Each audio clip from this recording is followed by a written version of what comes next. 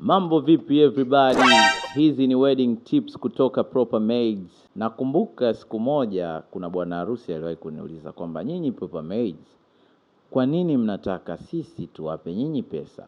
Alafu nyinyi kila kitu kiwe juu yenu? Je, mfano mimi nikiwataka nyinyi Proper Maids alafu nikataka usafiri niwape maybe, inakuaje? Nikamwambia bosi wangu, kwa kuniuliza hili swali umenikumbusha machungu sana.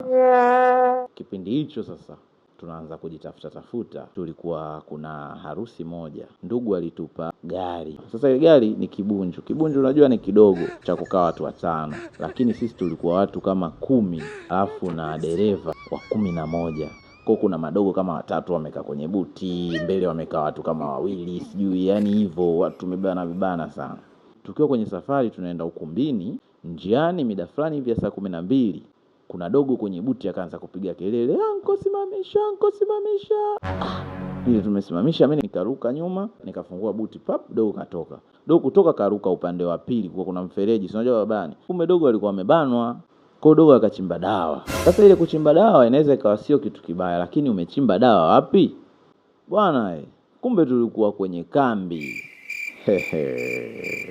Wakubwa wakafika mpaka pale, pap, vipi mabosi, mbona kama hivi? Kama bwana kubwa samanini, unajua ile nimeanza kuongea mimi niko pale kwa nje. Shukeni basi wote chini tuongee. Tukashusha wote tukapanga mstari pale. Rukeni kichurachura, afu tunaoka kichurachura huku tunaimba nyimbo. Piga sana push up, tumepiga mazoezi siku ile kama masaa 3 hivi. Baada ya pale ndio ile wakubwa, tusameni, tunaomba basi at least hata hii sherehe tukamalizane nayo. Wakasema basi poa. Ndio tukapanda kwenye gari, tunafika ukumbini. Wachafu, shati jeupe limeshakuwa la kijivu. Kwa hiyo kutokea pale tukaweka utaratibu ambao ni mzuri kabisa, ambapo sasa kwenye package zetu ziko full coverage. Itakusaidia wewe kukupunguzia majukumu ambayo sio ya lazima. Wewe utatupa tu sisi details zako.